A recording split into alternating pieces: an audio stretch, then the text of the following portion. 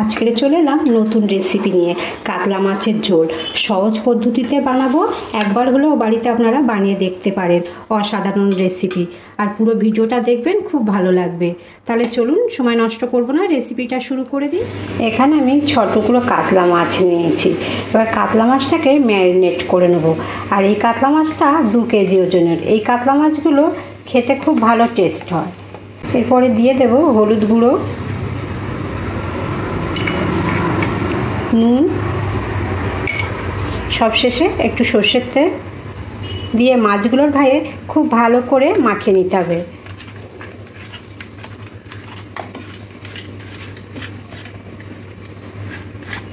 সব মাছগুলোর গায়ে খুব ভালো সুন্দর করে এরকম করে লাগিয়ে নিতে হবে। মাছটা এবারে 20 মিনিটের জন্য রেখে দেবো ম্যারিনেট করে। আর এরপরে একটা মশলা বানিয়ে নেব, যেটা গ্রেভিটা খেতে খুব টেস্ট হবে। কয়েকটা শুকনো লঙ্কা নিলাম, রসুন নিলাম, 1 চামচ জিরে।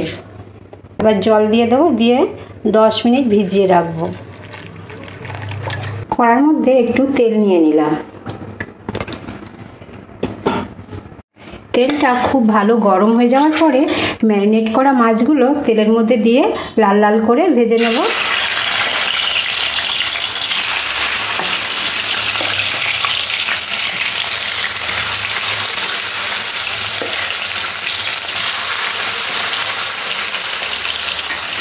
মাছগুলো এরকম 2 পিস এরকম লাল লাল করে ভেজে নিই। এবারে মাছগুলো উঠিয়ে নেব।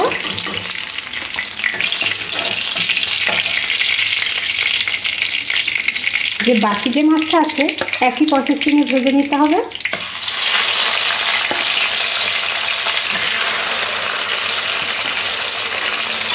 মাছগুলো ভাজা হয়ে গেছে, উঠিয়ে নেব। এই মাছ ভাজার তেলের মধ্যে আলুগুলো দিয়ে দেবো। আলুগুলো এখানে আমি লম্বা লম্বা করে কেটে নিয়েছি। এবারে ভালো করে লাল লাল করে ভেজে নেব।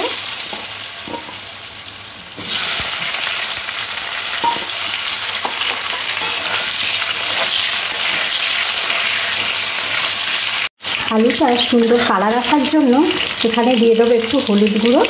আর হলুদ গুঁড়োটা ভালো করে আলুর সাথে মিশিয়ে নেব।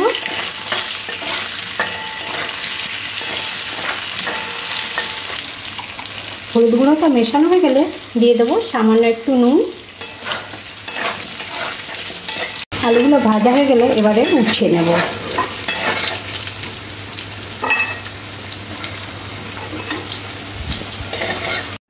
এরপরে ফোড়ন দিয়ে দেব 2টো তেজপাতা, একটু কালো জিরে, গোটা গরম মশলা। যখন জিরেটা একটু চড়বড় করে আওয়াজ হবে দিয়ে দেব এখানে পেঁয়াজ বাটা। এখানে আমি 2খানা মাঝারি সাইজের পেঁয়াজ বেটে নিয়েছি। পেঁয়াজটা কাঁচা গন্ধ যাওয়া অবধি ভাজতে হবে। এই যে জলটা একটু শুকনো করে নিতে হবে। পেঁয়াজের কাঁচা গন্ধটা চলে গেলে এখানে দিয়ে দিতে হবে আদা। এটা আমি গ্রেট করে নিয়েছি। আদাটাও ভাজতে হবে পেঁয়াজের সাথে। দেখুন পেঁয়াজটা কতটা জলটা শুকনো হয়ে এসেছে।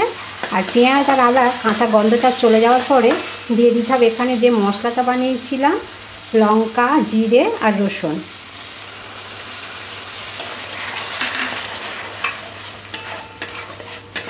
এই মশলাটাও খুব ভালো করে কষে নিতে হবে যাতে রসুনের কাঁচা গন্ধটা চলে যায়।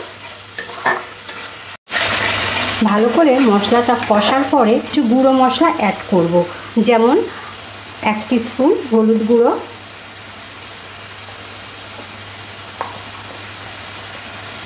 রঙের জন্য কাশ্মীরি লঙ্কার গুঁড়ো,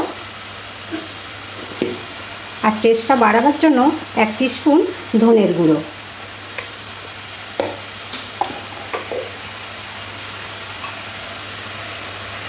একটু মশলা ধোয়া জলটা দিয়ে খুব ভালো করে মশলাটাকে কষে নিতে হবে যাতে মশলার কাঁচা গন্ধটা চলে যায়।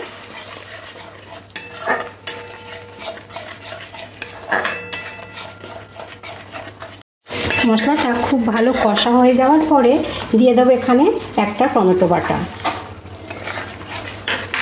টমেটো বাটা কাঁচা গন্ধ যাওয়া অবধি টমেটোটাও ভালো করে মশলার সাথে কষতে হবে। তারপরে সামান্য একটু চিনি দিয়ে দেব। সব শেষে স্বাদ অনুযায়ী নুনটা দিয়ে দেবো, আর নুনটা আপনারা একটু চেক করে নেবেন। এবার এই মশলার মধ্যে আলুগুলো দিয়ে দেবো। আলুগুলো খুব ভালো করে একটু মশলার সাথে একটু কষে নিতে হবে। দেখুন কি সুন্দর কালারটা এসেছে। কাতলা মাছের ঝোল আপনারা বাড়িতে তো প্রায় বানান, একবার এইভাবে বানিয়ে নেবেন, খুব ভালো লাগবে। আলুটা খুব ভালো করে কষা পরে এবারে জল দিয়ে দিতে হবে। আপনারা যেরকম ঝোল পছন্দ করবেন সেরকম জলটা দিতে হবে।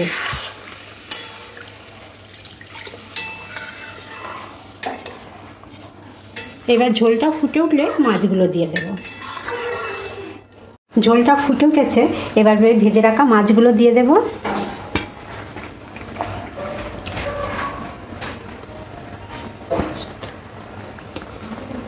এবার গ্যাসটা মিডিয়াম টু লোতে রাখবো, রেখে 10 থেকে 15 মিনিটের জন্য ঢাকা দিয়ে দেব। 15 মিনিট পরে ঢাকাটা উঠিয়ে নেব। দেখুন কালারটা কত সুন্দর হয়েছে, আর গরম ভাতের সাথে খেতে দারুণ লাগবে। আশা করছি আজকের ভিডিওটা আপনাদের খুব ভালো লাগবে, আর ভালো লাগলে প্রত্যেকবারের মতন আমার চ্যানেলটিকে সাবস্ক্রাইব করতে ভুলবেন না। আজকের মতন এখানেই শেষ করলাম, আবার দেখা হবে আপনাদের সাথে নতুন রেসিপিতে। সবাই ভালো থাকবেন, সুস্থ থাকবেন। সব শেষে দিয়ে দেবো একটু ধনেপাতা আর কাঁচা লঙ্কা।